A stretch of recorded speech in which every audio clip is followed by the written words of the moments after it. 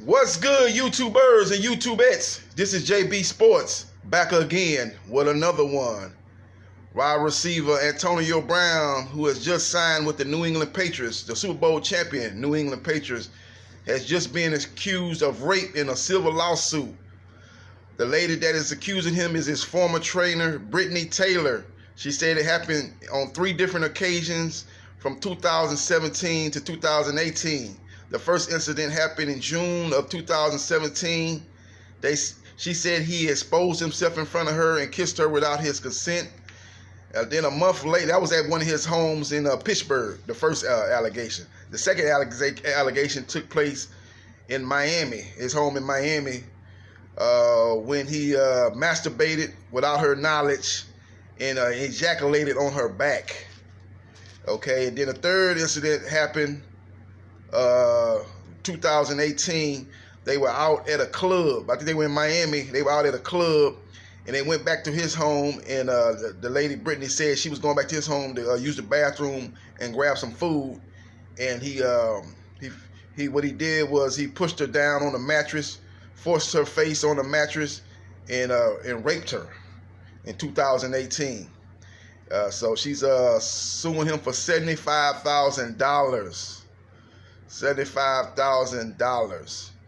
So that's a civil lawsuit. The difference between a lot of people saying, well, why didn't she take him to criminal court? The thing about it is the criminal court, you have to have, it's a high threshold for a person to be found guilty. The threshold is lower in a criminal court. As you remember the O.J. Simpson trial, he was found innocent in a criminal court because, the threshold was high, and then they took him to a civil court, and he was found liable for Nicole Brown and Ron Goldman's death. It's the same situation where the lady Brittany Taylor might be thinking. They might think that they have a better chance in a civil court where when it's a he said, she said situation, it's hard to prove in a criminal court. But in a civil lawsuut, the jury will listen to her side of the story, listen to his side of the story, and they just find out who's believable. Now, it's been reported that she confided in I don't know if it was a friend and maybe a co-worker. It was just one, she confided in a friend. I think she worked with the lady, but she confided in her, so they'll be looking for her testimony. If she collaborated with Brittany Taylor said, it'll be a strong evidence as far as believing what she said happened.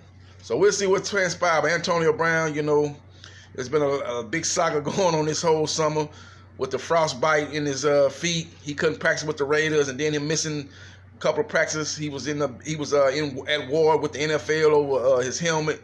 He wanted to wear his old helmet. They had the new improved helmet that would help better attack concussions. He didn't want to change helmets, so he fought it, and they ruled against him, and then he appealed it, and they ruled against him again, and then he got fined for missing those 2 days of practice.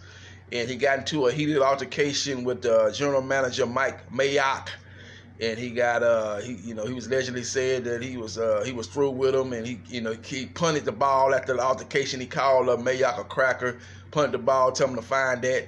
The next day he came back with a heartfelt apology at the team meeting right next to with the team captains standing next to him, and everything was supposed to be all gravy and all well with him and the team after that heartfelt apology. But the team didn't tell him that after the meeting that they were going to still fine him for verbally assaulting general manager Mike Mayock.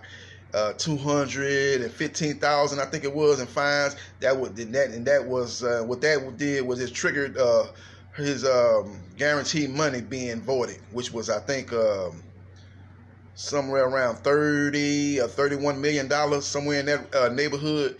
That guaranteed money got voided, and he was going to be on a week-to-week basis with the Raiders, basically playing week-to-week, just like I got that week-to-week check. You don't want to be on a week-to-week check. That's basically what he was on, a week-to-week check, and he said he couldn't play up under that type of contract, so he asked the Raiders to release him. They did, and then within 4 hours he signed with New England Patriots, a 1-year deal worth $15 million.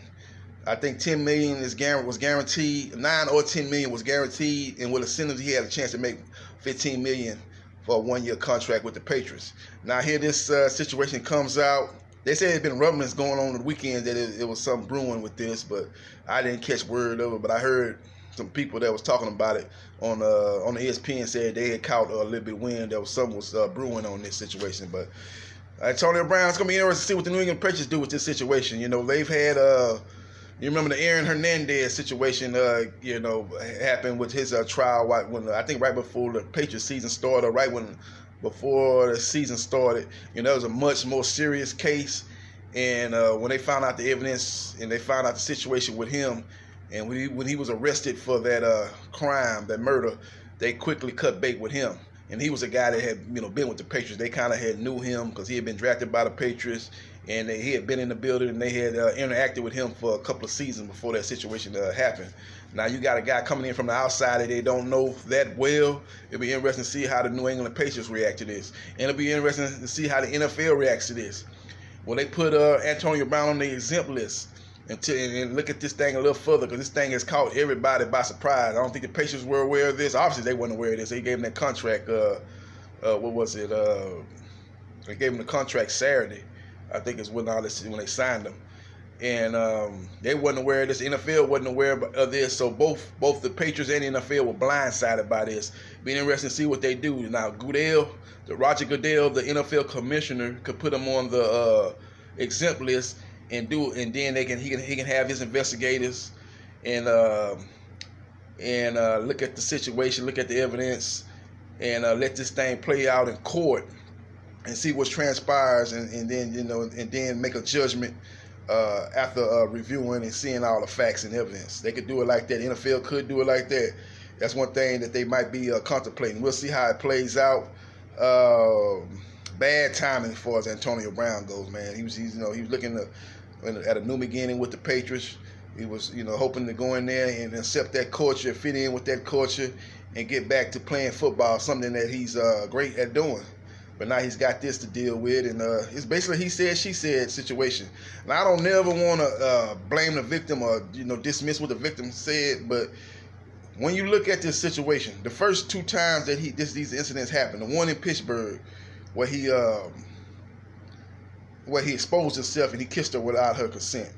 And then he does this sick, twisted thing on the second event up in Miami. He got a home in Pittsburgh. That was where the first incident took place. And then the second incident took place in Miami. She said the man masturbated and ejaculated on her back without her consent. And so why are you still hanging with this guy? Why are you still hanging with this guy? And then you go out to the club with him. So after he did those first two incidents, you go out to the club with him, and you go back to his home. Why are you going back to his home? You knowing what type of dude this dude is. This dude is he's a freak. He wild. He's disrespectful.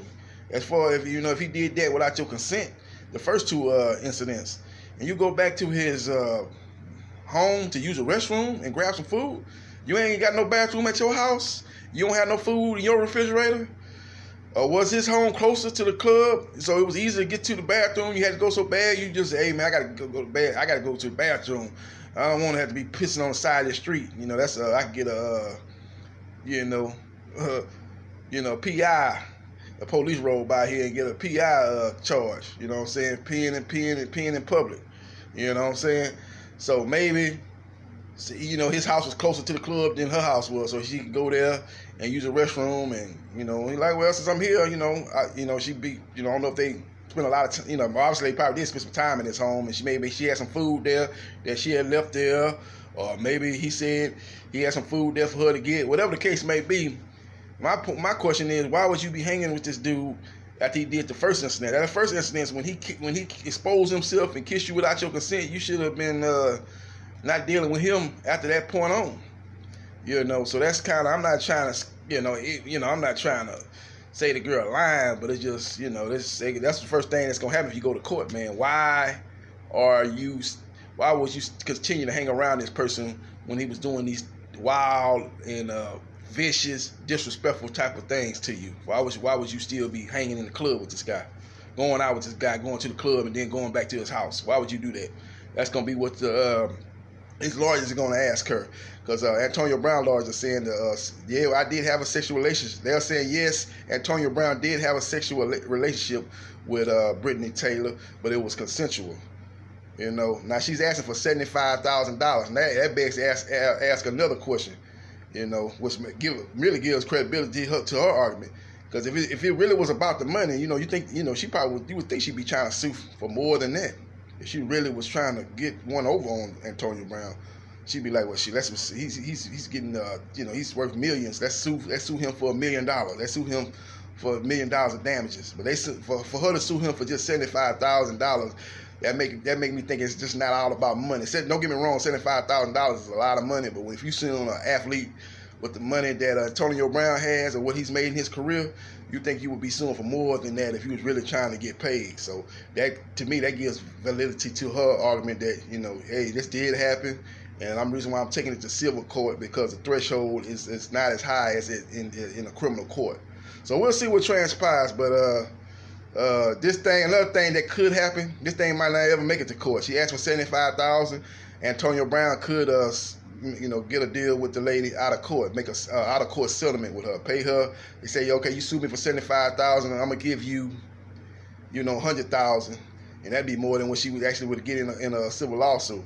But give her $100,000, and she'll take that, and then and that'll be the end of it. And maybe she'll drop the lawsuit.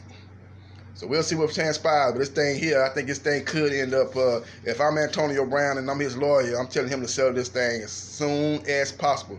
Get this out the way, man, because he is really, you know, he's really on borrowed time, man, right now in the NFL, man. He's you know, every time you look up, there's something going on with him, you know, and it's going to get down to Antonio Brown fatigue around the NFL. People just going to not deal with you, man. You know, it's one thing to have problems, you know, when you get, you know, problems on the, you know, as far as in the NFL. You know, you have problems with the league, you have problems with coaches, general managers, and things of that nature, players and stuff like that, teammates. But it's another thing when you get into problems off the field, and the problems that is serious as this is a rape charge. You know, that could be the last straw. So if I'm him, if his agent or his lawyer, I think his lawyer name is Harry. I think his lawyer name is let me see his lawyer name. His lawyer name is Heitner. Lawyer name is, he got an attorney named Heitner. Yeah, his lawyer name is Heitner. If I'm his lawyer, Heitner, I tell Antonio Brown, man, let's get rid of this, man. Let's get rid of this problem, man. Let's pay this lady off. She say you want $75,000. You got $10 million guaranteed contract. Let's pay her $100,000. Give her $100,000 and sell out of court with this lady, man. We don't need these type of problems, man. We going into a season where it's a put up or shut up type of season for us. We got to produce on the field, and we got to eliminate all these distractions off the field and show the teams that we can still play at a high level, and we won't be more of a problem than the teams are willing to take on. And we need to prove that with the Patriots. Go there, play well, hopefully win a Super Bowl, get Brady his 7th championship ring.